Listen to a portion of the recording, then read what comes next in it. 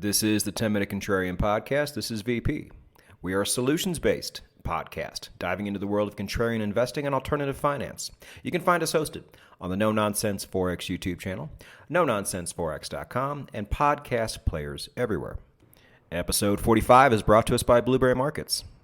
Blueberry Markets is upping the ante for April 2022. Check this out. I'm just going to read you straight what I was WhatsApped a few days ago. For the month of April, we will cover losses up to 20% of the initial deposit.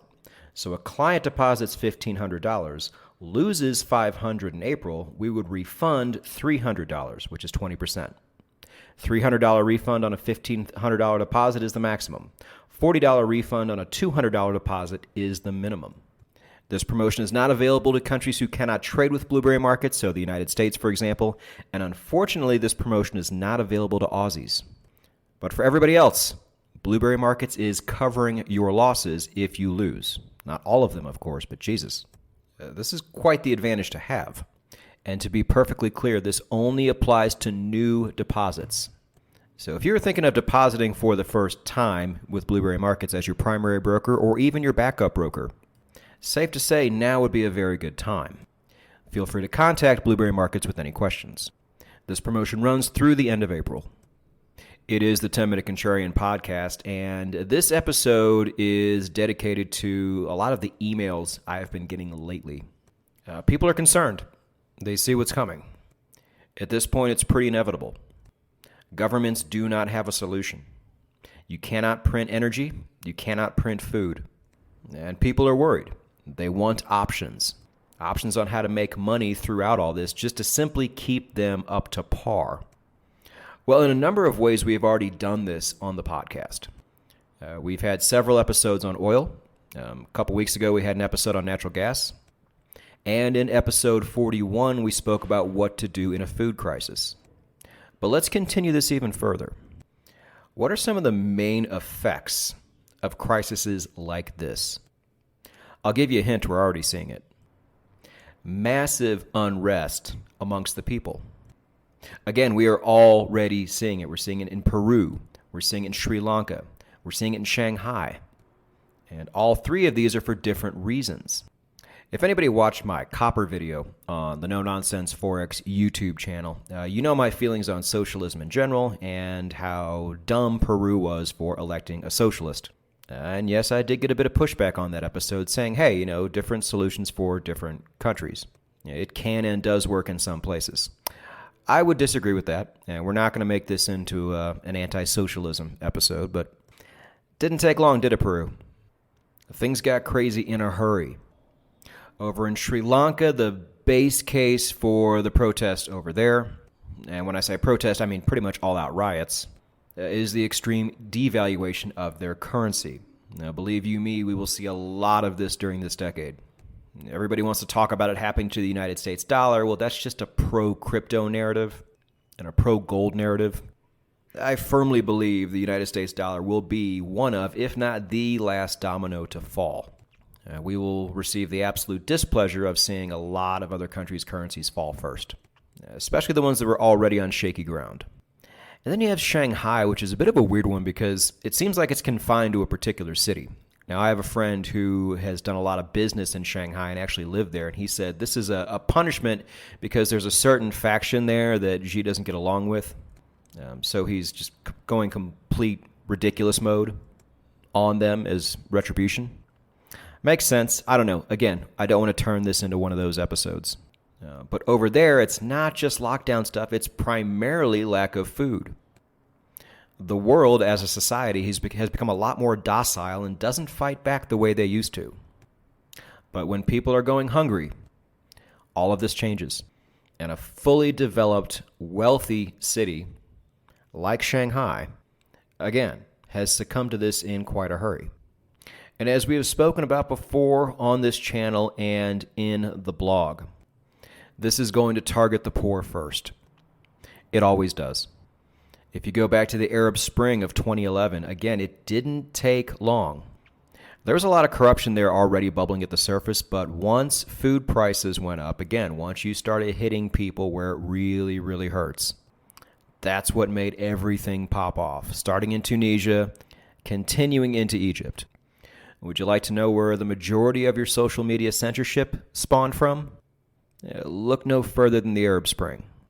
Now, that whole thing was organized with social media. And if there's one thing they don't want, it's a repeat of that. Because certain regimes were toppled with a fair amount of ease. But either way, it's fair to say that there is going to be a lot of unrest all over the world. And as much as we hate to say it, just like we hated to say it before when we talked about energy crises and food crises, is there a way investors can actually protect their portfolios and gain a bit of alpha from this? Well, I'm not a financial advisor, don't do anything I say, but I think there is. And so let's get into the solutions portion of the podcast now. So first of all, a bit of what not to do.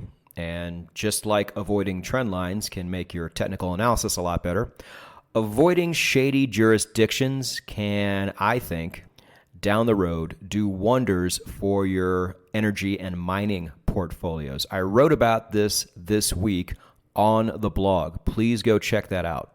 If you don't follow me on Twitter or if you missed the tweet, I am getting out of every suspect jurisdiction I can and moving my mining stocks into countries that have one particular thing in common. You will only know what that is if you read last Thursday's blog.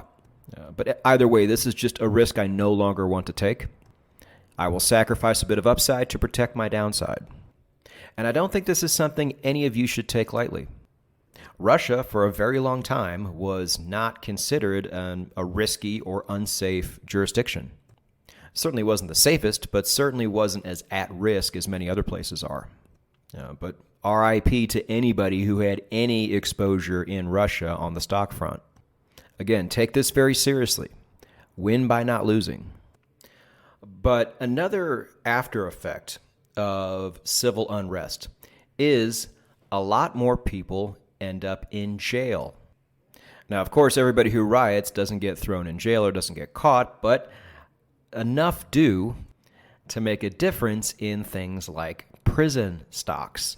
And don't think this is a far-fetched idea. Smart money is already piling into these things. Now, on the ETF front, there are options, but I don't really like those options. I don't think they really give you much exposure, at least not the exposure you want. But there are individual stocks here in the form of REITs in the United States. Now, most REITs I would never, ever advise. I mean, would you really want to be in a commercial real estate, anything at this point, something that invests in office buildings and strip malls? Probably not where you want to be. But prisons, I think at this point, is not the worst idea. And in North America, there are two primary options here. The first one being a company called Core Civic, ticker symbol CXW, and the Geo Group, ticker symbol GEO. Unfortunately, I am not an expert on prison REITs, but I can tell you this. If you go look at both of those ticker symbols right now, you will notice one very distinct difference. CXW is hitting all-time highs, to where GEO, even though they have had a bit of a spike lately, has not. You can make of this whatever you will. Some people, especially in the contrarian space, because we like to get things when they're down, usually don't like stocks that are hitting all-time highs, but there are a lot of people out there who only look for stocks who are hitting all-time highs. It just depends on how you want to play it. But you will get the option here. You do have two nice choices that are doing two relatively different things. You are getting a pretty good deep discount on GEO, but as you know, there might be a reason for that. So do your due diligence and find out why before you invest your hard-earned money. Turning it over to the London Stock Exchange, there is one very interesting option here, and that is going to be Serco, ticker symbol SRP. For those of you outside of London who have access to the London Stock Exchange, it's going to be SRP.L.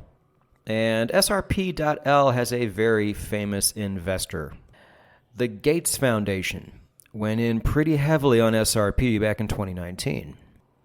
The Gates Foundation, of course, run by Bill Gates of Microsoft, who has been making news all year for buying up the majority of American farmland in the Midwest. Now, is he a bastard for doing these things? Well, that's up for you to decide.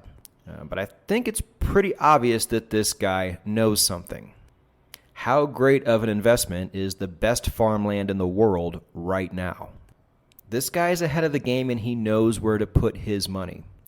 Does he have connections behind the scenes? I'm pretty sure he does. And I'm sure he certainly sees the writing on the wall before everybody else does.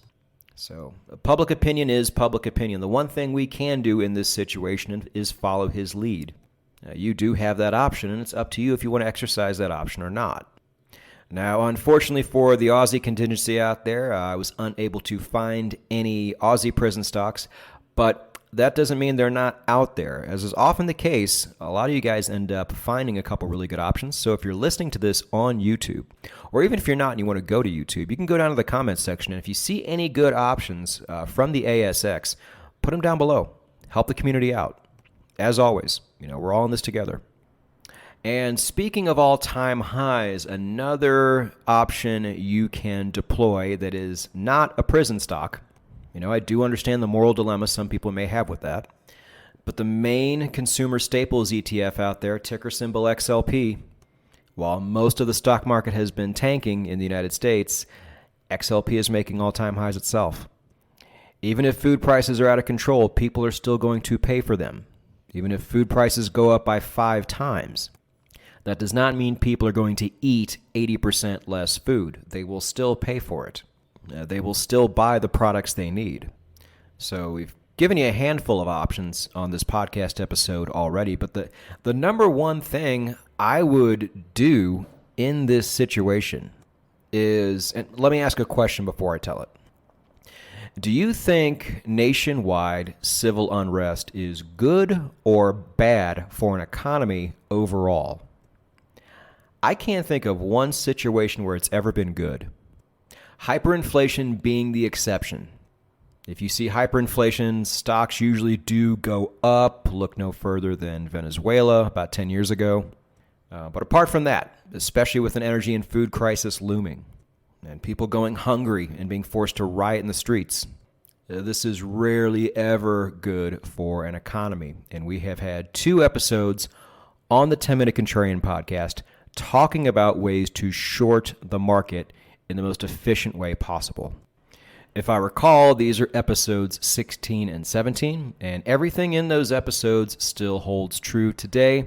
The only difference you may see is a lot of times on the ETF front, when you get these ETFs that do things like short things or short things that leverage, you will see those ETFs close down a lot quicker than you will other ETFs. But sometimes, as soon as even a few weeks later, they are replaced by something else. But the general concepts in those episodes still remain the same. And that would honestly be my number one recommendation if things really start popping off in a bad way. But as we have seen, smart money has already gotten ahead of a lot of the options we've talked about on this episode. That's okay. You just have to get in before the rest of the dumb money gets in. And there's a lot of dumb money out there who chooses the reactive approach instead of the proactive approach.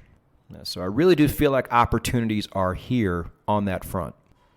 Now, putting your chips down on companies that make you money in a world crisis like this is going to seem crazy to a lot of people. They're like, why would you risk money in this situation? You need to hoard your money and survive. My counter to that would be, well, we are making money during a crisis, and that is exactly how you survive. We are not crazy. We are just early.